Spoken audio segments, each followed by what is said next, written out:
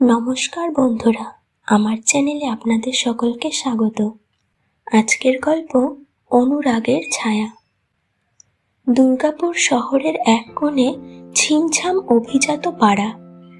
সেই পাড়ায় অবস্থিত 3 তলা একটি বাড়ি, কুঞ্জ ছায়া। এই বাড়ির গৃহকর্ত্রী মৃন্ময়ী দেবী। ক্যালেন্ডারের পাতায় আজ 18ই বৈশাখ। মৃন্ময়ীর আজ 48তম জন্মদিন। ভোরবেলা ঘুম ভাঙতেই এক অজানা উত্তেজনায় তার বুকের ভেতরটা কেমন শিরশির করছিল। প্রতি বছরই এই দিনটা এলে মৃন্ময়ী ভাবেন, এবার হয়তো পরিস্থিতিটা বদলাবে। এবার হয়তো স্বামী বা সন্তানরা সকালে উঠেই তাকে জড়িয়ে ধরে বলবে, শুভ জন্মদিন মা। কিন্তু সকালের নরম আলো জানলা দিয়ে এসে তার মুখে পড়তেই সেই স্বপ্নটা ধুলোয় মিশে গেল। পাশের বিছানা খালি। স্বামী ডক্টর অজিত অনেক আগেই উঠে পড়েছেন। অজিতবাবু শহরের নামকরা সার্জন। তার কাছে সময়ের দাম মানুষের অনুভূতির চেয়েও বেশি। তিনি নিজের ফোনের অ্যালার্ম সেট করতে পারেন, কিন্তু স্ত্রীর জন্মদিনের তারিখটা তার মস্তিষ্কের কোনো কোণেই জায়গা পায় না। মৃন্ময়ী দীর্ঘশ্বাস ফেলে উঠে পড়লেন। আয়নার সামনে দাঁড়িয়ে নিজের ধূসর হতে থাকা চুলগুলোর দিকে তাকালেন। গত 27 বছরে তিনি এই সংসারটাকে তিল তিল করে গড়ে তুলেছেন। শ্বশুর শাশুড়ির সেবা থেকে শুরু করে ছেলে মেয়ের পড়াশোনা সবই তিনি একা হাতে সামলেছেন। বিনিময়ে কি পেয়েছেন মৃন্ময়ী? সামাজিক সম্মান, দামি শাড়ি আর একটা বড় বাড়ি। কিন্তু মনের গভীরে যে ভালোবাসা আর স্বীকৃতির তৃষ্ণা থাকে, তা যেন মরুভূমির মতো খা খা করছে। রান্নাঘরে ঢুকে মৃন্ময়ী দেখলেন পরিচারিকা বিনাদি সবজি কাটছে। বিনাদি এই বাড়িতে 15 বছর ধরে আছে। সে মৃন্ময়ীর চোখের ভাষা পড়তে পারে। সে একবার তাকালো মৃন্ময়ীর দিকে, কিন্তু কিছু বলল না। 7টা বাজতেই ড্রয়িং রুমে ব্রেকফাস্টের জন্য হুলস্থুলু শুরু হয়ে গেল। বড় ছেলে অর্ক, যে কিনা এক মাল্টিন্যাশনাল কোম্পানির প্রজেক্ট ম্যানেজার, ল্যাপটপ ব্যাগ গুছোতে গুছোতে চিৎকার করে বলল, মা, আমার কফিটা রেডি? আজ একটা ইমার্জেন্সি ক্লায়েন্ট মিটিং আছে, দেরি হলে সব যাবে। মৃন্ময়ী ধীর পায়ে কফি নিয়ে গেলেন। অর্ক এক চুমুক দিয়ে ল্যাপটপে ডুবে গেল। একবারও মায়ের মুখের দিকে তাকালো না। মৃন্ময়ী মৃদু স্বরে বললেন, অর্ক, আজ রাতে বাড়িতে খাবি তো বাবা? অর্ক বিরক্ত হয়ে বলল, মা, তোমাকে তো কালই বললাম আজ রাতে আমাদের অফিস ডিনার আছে। ফেরার সময় 1টা বাজবে, তুমি খেয়ে শুয়ে পড়ো। মৃন্ময়ীর বুকের বাঁ দিকটা চিনচিন করে উঠল। এরপর এলো মেয়ে প্রিয়াঙ্কা। প্রিয়াঙ্কা আর্কিটেক্ট। সে নিজের আইফোনে কার সাথে যেন কথা বলতে বলতে ডাইনিং টেবিলে বসল। মৃন্ময়ী তার সামনে স্যান্ডউইচ রেখে বললেন, মামান, আজ একটু তাড়াতাড়ি ফিরিস মা। আমি ভাবছিলাম রাতে সবাই মিলে। প্রিয়াঙ্কা কথা শেষ করতে দিল না। উফ মা, তুমি কি জানো না আজ আমার ফ্রেন্ডের এঙ্গেজমেন্ট পার্টি? আমি কাল থেকে ড্রেস চুজ করে রেখেছি। আজ রাতটা আমার জন্য খুব ইম্পর্টেন্ট। প্লিজ এসব ফ্যামিলি ড্রামা করো না তো আজ। সব শেষে এলেন তার স্বামী ডক্টর অজিত। তিনি ঘড়ি দেখতে দেখতে বললেন, মৃন্ময়ী, আজ হাসপাতালের ওটিতে একটানা 4টে কেস আছে। ফিরতে রাত হবে, তোমরা খেয়ে নিও। আর শোনো, আজ দুপুরে ড্রাইভারকে দিয়ে আমার চশমাটা একটু দোকানে পাঠিয়ে দিও, ফ্রেমটা একটু লুজ হয়ে গেছে। মৃন্ময়ী অবাক হয়ে দাঁড়িয়ে রইলেন। এরা কি সেই মানুষ যাদের জন্য তিনি নিজের স্বপ্ন, নিজের আশা, সব শখ বিসর্জন দিয়েছেন? এরা কি তার আপনজন? ডাক্তার স্বামী পেশেন্টদের হৃদস্পন্দন মাপতে পারেন, কিন্তু নিজের স্ত্রীর হৃদয়ের হাহাকার কি শুনতে পান না? সকাল 10টা। বাড়িটা শ্মশানের মতো শান্ত। মৃন্ময়ী একা জানালার পাশে বসে আছেন। হঠাৎ মোবাইলে নোটিফিকেশন এলো।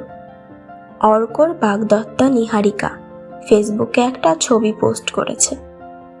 মৃন্ময়ীর একটি হাসি মুখের ছবি, সাথে ক্যাপশন দিয়েছে, শুভ জন্মদিন আমার প্রিয় মামনি, তোমার হাসি যেন চিরকাল অটুট থাকে। ছবিটা দেখে মৃন্ময়ীর চোখের জল বাঁধ মানল না। যে মেয়েটা এখনো এই বাড়ির সদস্য হয়নি সে মনে রেখেছে, কিন্তু আপনজনেরাই। কিছুক্ষণ পরই নিহারিকার ফোন এলো। হ্যালো মামনি, কেমন আছো? সকাল থেকে উইশ করার জন্য ফোন করছি, তুমি ফোনটা রিসিভ করছিলে না কেন? নিহারিকার মিষ্টি গলার স্বর শুনে মৃন্ময়ীর গলার কাছটা বুঝে এলো। ব্যস্ত ছিলাম রে মা, কোনো মতে নিজেকে সামলে বললেন মৃন্ময়ী। নিহারিকা একজন সাইকোলজিস্ট, সে সহজেই বুঝতে পারল ফোনের ওপাশের মানুষটি ভালো নেই। সে সরাসরি জিজ্ঞেস করল, মামনি, ওরা কেউ মনে রাখেনি? অর্ক, প্রিয়াঙ্কা কিংবা বাবা? মৃন্ময়ী ফুপিয়ে কেঁদে উঠলেন। জানি না রে নেহা, আমার কি কোনো দাম নেই এই পরিবারে? আমি কি শুধু একজন রাঁধুনি আর ম্যানেজার? আমার একটা বিশেষ দিনের কোনো মূল্য নেই ওদের কাছে? নিহারিকা শান্ত গলায় বলল, মামনি, তুমি নিজেকে এত ছোট মনে করছো কেন? তুমি ওদের এত গুরুত্ব দাও বলে ওরা মাথায় চড়ে বসেছে। আজ আমি তোমাকে একটা কাজ দেব, তুমি কি আমার কথা রাখবে? মৃন্ময়ী চোখের জল মুছে বললেন, বল কি করতে হবে? আজ তুমি কারোর জন্য কিছু করবে না, নিজেকে ভালোবাসো। তুমি যে একজন মৃন্ময়ী, তুমি যে একজন মানুষ, সেটা আজ নিজেকেই মনে করিয়ে দাও। বেরিয়ে যাও বাড়ি থেকে। আজ সারা দিন নিজের জন্য নিজের মতো করে কাটাও। যা যা তোমার ভালো লাগে সব করো। নিহারিকার কথাগুলো মৃন্ময়ীর কানে মন্ত্রের মতো বাজতে লাগলো। তিনি হঠাৎ করেই সিদ্ধান্ত নিলেন, হ্যাঁ, আজ তিনি নিজেকে উপহার দেবেন। তিনি বিনাদিকে ডেকে বললেন, আজ রান্নাবান্না করার দরকার নেই, আমি রাতে বিরিয়ানি আর আইসক্রিম নিয়ে আসব, তুমি নিজের ছুটি কাটাও। মৃন্ময়ী আলমারি থেকে তার প্রিয় জামদানি শাড়িটা বের করলেন, যেটা গত বছর কিনেও পরা হয়নি এই ভেবে যে সবাই কি বলবে। সুন্দর করে সাজলেন, কপালে ছোট্ট একটা টিপ, চোখে কাজল আর ঠোঁটে হালকা লিপস্টিক পরলেন। আয়নায় নিজেকে দেখে তার মনে হলো এই মৃন্ময়ীকে তিনি অনেক দিন দেখেননি। তিনি ড্রাইভারকে ফোন করলেন না, নিজেই একটা ক্যাব ডেকে চলে গেলেন শহরের এক বড় মলে। একা সিনেমা দেখলেন, নিজের পছন্দের রেস্তোরাঁয় বসে লাঞ্চ করলেন। কতদিন পর যে তিনি শান্তিতে নিজের জন্য একটা খাবার অর্ডার দিলেন তা তার মনে নেই। বিকেলে তিনি নিজের জন্য একটা হীরের আংটি কিনলেন। আংটিটা আঙুলে পরে তিনি নিজেকে বললেন, শুভ জন্মদিন মৃন্ময়ী, এই আলোটা তোমার নিজের। এরপর তিনি স্বামী, ছেলে, মেয়ে আর নিহারিকার জন্য একটি দামি উপহার কিনলেন। তিনি চাইলেন না ওরা অপরাধ বোধে ভুগুক, বরং তিনি চাইলেন ওরা বুঝতে পারুক মা আজ কতটা সুখী। সন্ধ্যা হয়ে এলো। মৃন্ময়ী অনেকগুলো প্যাকেট নিয়ে বাড়ি ফিরলেন। তিনি আশা করেছিলেন বাড়িটা ফাঁকা থাকবে, কিন্তু কলিং বেল বাজাতেই দরজা খুললেন তার স্বামী অজিত। ঘর অন্ধকার। মৃন্ময়ী অবাক হলেন, তুমি এই সময়ে বাড়িতে? অপারেশন ছিল না? অজিতবাবু কোনো উত্তর দিলেন না। হঠাৎ করেই আলো জ্বলে উঠল। সারা ড্রয়িং রুমটা নীল আর সাদা বেলুনে ঢাকা। দেওয়ালে বড় বড় করে লেখা, শুভ জন্মদিন আমাদের প্রাণপ্রিয় মৃন্ময়ী। প্রিয়াঙ্কা আর অর্ক একটা বড় ভ্যানিলা কেক নিয়ে সামনে এলো। মৃন্ময়ী থমকে গেলেন, তার হাতের প্যাকেটগুলো নিচে পড়ে গেল। প্রিয়াঙ্কা এসে মাকে জড়িয়ে ধরল। সরি মা, সকাল থেকে আমরা সবাই মিলে এই প্ল্যানটা করেছিলাম। তোমাকে সারাদিন ইগনোর করাটা ছিল আমাদের স্ক্রিপ্টের অংশ। আমরা চেয়েছিলাম তুমি নিজের মতো করে একটা দিন কাটাও, শপিং করো, যেটা তুমি কোনো দিন করো না। অর্ক বলল, নেহা আমাদের এই আইডিয়াটা দিয়েছিল। ও বলল যে মা তো সারা জীবন আমাদের সেবা করলো, এবার মাকে নিজের জন্য বাঁচতে দেওয়া হোক। আমরা জানতাম তুমি আমাদের উপহার দিতে ভুলবে না, কিন্তু আমরা চেয়েছিলাম তুমি সবার আগে নিজেকে উপহার দাও। ডক্টর অজিত এগিয়ে এসে মৃন্ময়ীর হাতে একটা ছোট্ট বাক্স দিলেন। তাতে ছিল একটি দামি ঘড়ি। তিনি মৃদু হেসে বললেন, আমি জানি আমি উদাসীন, কিন্তু নেহা আর ছেলেমেয়েরা আমাকে একটা বড় শিক্ষা দিল। সময় বয়ে যায় মৃন্ময়ী, কিন্তু তোমার গুরুত্ব আমাদের এই জীবনে কোনো ঘড়ি দিয়ে মাপা সম্ভব নয়।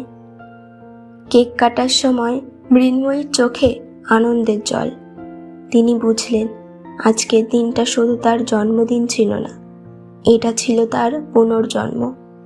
তিনি আজ থেকে প্রতিজ্ঞা করলেন, তিনি শুধু অন্যের মা বা স্ত্রী হয়ে থাকবেন না, তিনি নিজের পরিচয়েও বাঁচবেন। নিহারিকার ভিডিও কল এলো ল্যাপটপে। সে হাসি মুখে বলল, কি মামনি, কেমন কাটলো দিনটা? মৃন্ময়ী ল্যাপটপের দিকে তাকিয়ে বললেন, অপূর্ব রে মা, কিন্তু তুই আসতে পারলি না, মনটা কেমন করছে।